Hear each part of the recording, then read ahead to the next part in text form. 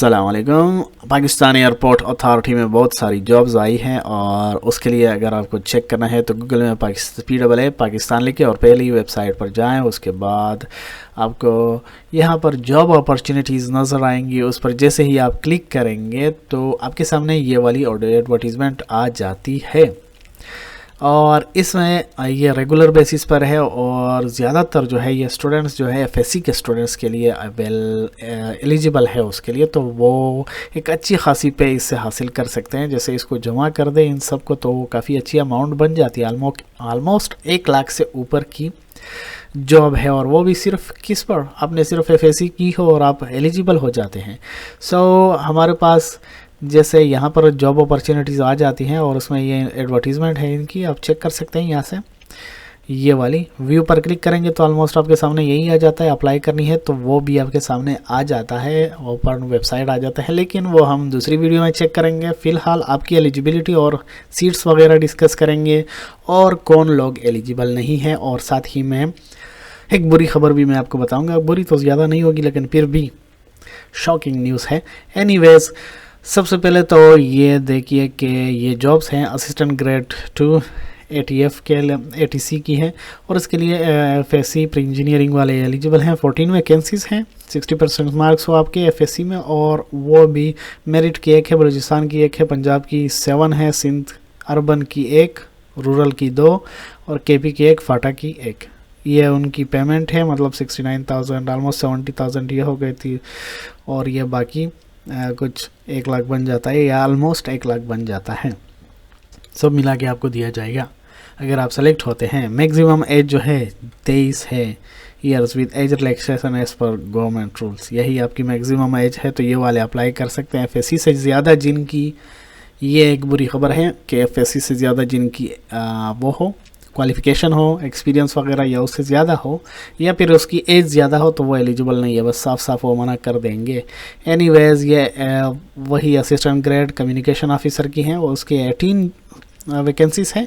Computer science वाले, pre engineering वाले apply कर सकते हैं और ये उनकी लिस्ट है। तो इसमें एजेके वाले भी अप्लाई कर सकते हैं। सेम सभी का ऑलमोस्ट पेमेंट तरीका ये है, सेम वही रूल है सबके लिए, एज क्राइटेरिया भी वही है, इसमें ज़्यादा है। असिस्टेंट ग्रेड मार्शलर की है, इंजीनियरिंग वाले अप्लाई कर सकते हैं, कंप्यूटर साइंस वाले अप्लाई कर सकते हैं।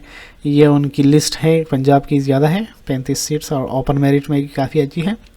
केपी के लिए भी अच्छी खासी सीट्स हैं, ऑलमोस्ट अप्लाई कर सकते हैं। कंपटीशन अच्छी होगी बट कोशिश करेंगे तो सेलेक्ट हो जाएंगे। अब ये है कि assistant grade airport service APS वाली सबसे ज़्यादा इसमें है और इसके लिए ऑलमोस्ट हर एक बंदा जिसने एफएससी की हो या इंटरमीडिएट, मतलब 12 साल की एजुकेशन किसी में भी की हो, आप एलिजिबल हैं। और उसमें आपसे आपकी इंग्लिश कम्युनिकेशन या उर्दू कम्युनिकेशन भी चेक की जाएगी, साथ में कंप्यूटर की लिटरेसी कैसी है, टाइपिंग वगैरह आपकी कैसी है, और एमएस ऑफिस और ईमेल का कुछ आइडिया है कि नहीं है। और जिनकी एक्सपीरियंस हो ऑलरेडी हॉस्पिटैलिटी मैनेजमेंट में, उसको प्रेफरेंस दी जाएगी, लेकिन शुरू में नहीं दी जाएगी। शुरू में आपने टेस्ट पास करना होगा पहले।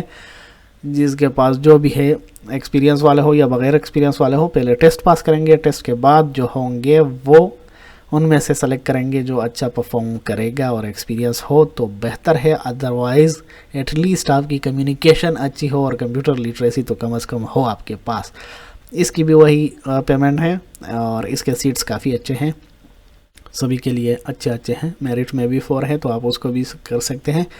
एंड असिस्टेंट ग्रेड अकाउंट वाला है, उसमें बीकॉम वाले एलिजिबल हैं। 2nd डिवीज़न ये बीकॉम वाले एलिजिबल हैं। ये ज़्यादा एजुकेशन रिक्वायर करता है और वही 2 साल की एक्सपीरियंस ये मांगेगा, बिना एक्सपीरियंस वाले अलाउ नहीं होंगे। प्रोफिशिएंसी इन एक्सेल वाले को तरजीह दी जाएगी। ऑब्वियसली बीकॉम की है तो एक्सेल तो आनी चाहिए।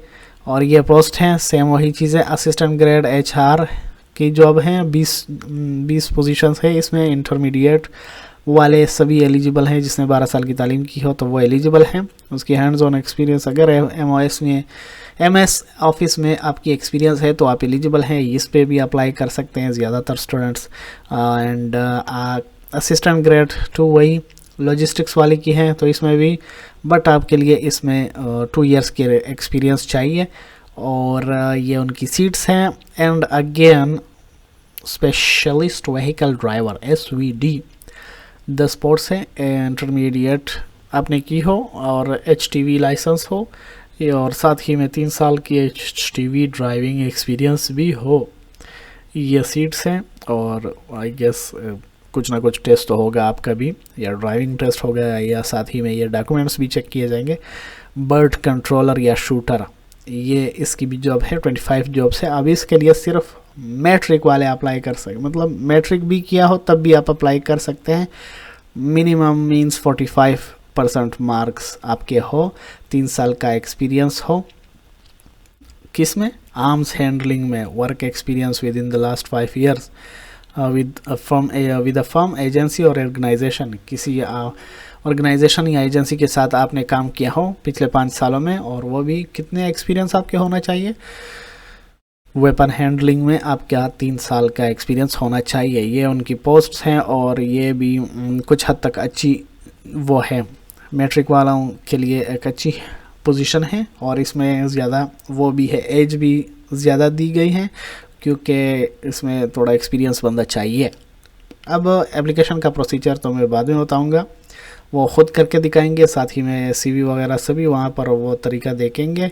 हाँ, ये रहा कि आपको ये याद रखना है कि आपने पेमेंट करनी होगी, 500 की पेमेंट करनी है। ABL अलाइड बैंक में आपने पेमेंट करनी होगी, और वही बातें होगी कि आप अथॉरिटी रिजर्व्स या तो ख़त्म भी कर सकते हैं या फिर कम ज़्यादा भी कर सकते हैं, ये उनकी मर्ज़ी है। और हाँ, ये चीज़ है, जो बंदा सेलेक्ट हो गया असिस्टेंट ग्रेड सेक्यूर 2 वाले जो हैं, वो उनको एक बॉन्ड साइन करना होगा 5 लाख का, कि 10 साल तक मिनिमम वो काम करेंगे। 10 साल से कम टाइम में अगर वो सेलेक्ट होते हैं और 10 साल से पहले वो रिज़ाइन करना चाहे तो उनको 5 लाख जुर्माना होगा।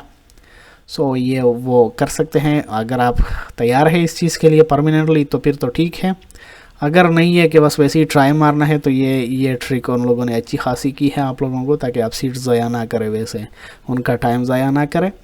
सो सीरियस बंदे ही अप्लाई करें, और जो सीरियस है वो फिर ये साइन कर दे। और 10 साल फिर क्या है, ये तो 5 महीने की तनख्वाह है ये। Anyways, selected candidate will be required to serve anywhere in Pakistan as per, हाँ जहाँ पर इनके ब्रांचेस हैं वहाँ पर वो आपकी जॉब लग सकती है। और टर्म ऑफ रेफरेंसेस पढ़ेंगे। टर्म ऑफ रेफरेंसेस ये है कि आपकी मतलब क्वालिफ़िकेशन होनी चाहिए जितनी रिक्वायर है। इन 5 सिटीज़ में आपका टेस्ट होगा और इंटरव्यू भी इन्हीं में ही हो सकती हैं। और ये है कि ओरिजिनल डॉक्यूमेंट्स चाहिए होंगे, और अपॉइंटमेंट, हाँ मेडिकल फ़िटनेस की बुनियाद पर आपकी अपॉइंटमेंट होगी। अगर आप फिट हैं तभी आप फाइनल सिलेक्शन को पास करेंगे। और जो ऑलरेडी गवर्नमेंट सर्वेंट हैं या फिर किसी अदारे में काम कर रहे हैं तो उनको NOC रिक्वायर होगा। और गलत इन्फॉर्मेशन देने वाले को जुर्म का सामना करना पड़ सकता है, और उसको मतलब जेल हो सकती है इन केस बाद में अगर वो सेलेक्ट करता है। और इन केस हाँ वही कि अगर आपने डॉक्यूमेंट्स गलत शो कराए उनको तो आपको ब्लैक लिस्ट किया जाएगा और आप आगे जाके इनके किसी भी जॉब के लिए अप्लाई नहीं कर सकते हैं। तो ये थी इनकी वो। अब नेक्स्ट वीडियो में हम देखेंगे कि अप्लाई कैसे करनी है, पेमेंट कैसी करनी है, ये सब तरीके नेक्स्ट वीडियो में देखेंगे। अब तक के लिए कोई क्वेश्चन हो तो आप कमेंट में पूछ सकते हैं। तब तक के लिए अल्लाह हाफ़िज़।